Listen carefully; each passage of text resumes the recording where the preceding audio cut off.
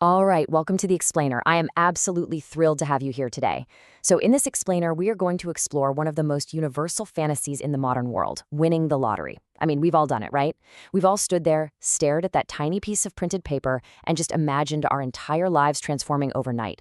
But today, we're going to pull back the curtain. We're going to use the data, the historical records, and the true stories to really explore the wildly contrasting human realities of sudden wealth.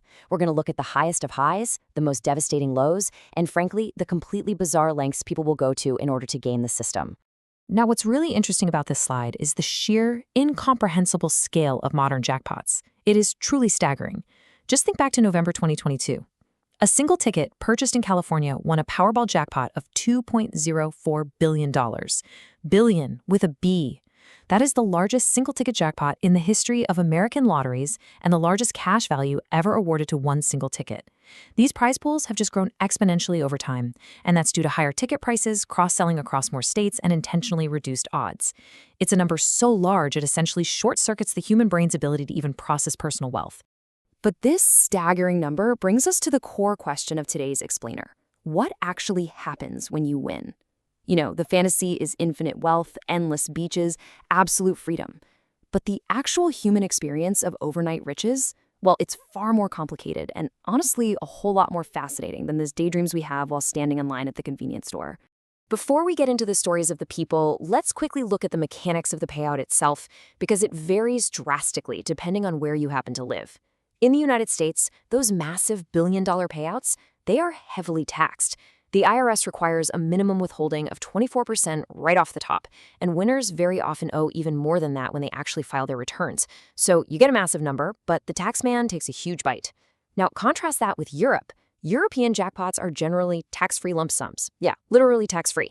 To put that into perspective, Italy's Super Lotto awarded a record-breaking €371.1 million to a single ticket back in February 2023, and there were no massive tax withholdings on the back end.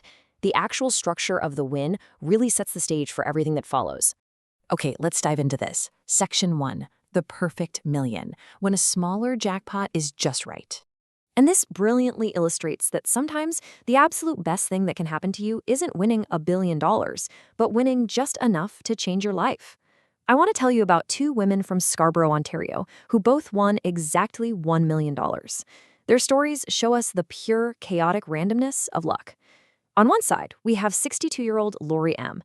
She bought a lot of 649 ticket for the gold ball draw, tossed it in her purse, and completely forgot about it for days. She only remembered it when she literally happened to walk right past a lottery ad. On the other side, we have 83-year-old Virginia Zapata. Now, Virginia played the lottery religiously for over 40 years. She never missed a single Lotto Max or Lotto 649 draw in 4 decades. Two completely, wildly different approaches to the game, but they both got the exact same $1 million result. When Laurie finally got around to checking her forgotten ticket, the moment was just pure magic. As the clerk scanned it, Laurie casually mentioned that she thought she had won 3 free plays. Well, not quite. The clerk looked at her and said, "Ma'am, you won more than just 3 free plays." When she finally found out it was $1 million, her heart nearly stopped. She started shaking and she wept tears of pure happiness. It was so unbelievable that her friends and family didn't even believe her at first. What I absolutely love about these Scarborough winners is how incredibly grounded and joyful their plans are. This isn't about buying a fleet of private jets. For Laurie, the win simply means early retirement. She plans to travel to London and Scotland, which was a lifelong dream of hers, and to finally take those daytime painting classes she could never attend while she was working. And for Virginia, who actually realized she won right around her 83rd birthday, she plans to pay off her mortgage, take her family on a massive shopping spree, and she boldly declared, "83 is my year." I mean, this is the lottery dream realized perfectly. Let's move to and see how this builds. Section 2. The lottery curse, the tragic reality of sudden wealth. But as we all know, the story doesn't always end with painting classes and paid-off mortgages. We often hear whispers of something called the lottery curse. And to understand that, we have to talk about Jack Whittaker. In 2002, Whittaker bought a winning Powerball ticket at a supermarket in Hurricane, West Virginia, just while he was stopping for a deli breakfast sandwich. He won $314.9 million, and he took the cash option of over $113 million after taxes. But what makes Jack's story so incredibly unique is that he wasn't desperate for the money at all. He was already a highly successful businessman, the president of a contracting firm, and he had a net worth of over $17 million before he ever even bought that ticket. In fact, he only played when the jackpot topped $100 million. And initially, his win looked like an absolute fairy tale of incredible generosity. Jack pledged 10% of his winnings right off the bat to Christian charities, which helped construct a multi-million-dollar church. He established a $14 million foundation to provide food and clothing to low-income families in rural West Virginia. And hey, remember that convenience store where he bought the ticket? He actually bought the deli manager who served him his biscuits, a $123,000 house, a brand new Jeep, and handed her a check for $44,000. But very quickly, the reality of having an influx of $100 million shifted his world completely. His entire attitude changed. He started driving a Lamborghini through his quiet neighborhood, literally throwing cash out the window. Less than a year after his win, thieves broke into his car while it was parked at a strip club, and they stole $545,000 in cash that he was just carrying around in a suitcase. When reporters later asked him, why on earth he would carry $500,000 in cash around with him, his response was simple and honestly a bit chilling. He just said, "Because I can." So the crucial point is what followed was a relentless wave of tragedy. Just look at this timeline. In 2003, he's robbed at the strip club. And by the way, employees there were actually arrested for plotting to drug and rob him.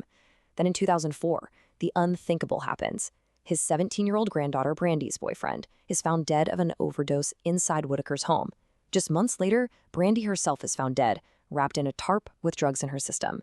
And years later, in 2016, his Virginia home burned completely to the ground. The human toll this took on Jack was absolutely devastating. During a 2005 court hearing for a DUI charge, a visibly shaken, broken Whittaker lashed out at law enforcement. He literally pleaded with them, saying, "Go after whoever killed my granddaughter with as much zealous as these buttholes are trying to convict me of something I didn't do." Jack passed away in 2020 after a long illness, and to this day, his story remains one of the most stark, heartbreaking warnings about the isolation, the targeted crime, and the familial destruction that can accompany just an unimaginable windfall. Section 3, Beating the Odds, the Illusion of a System.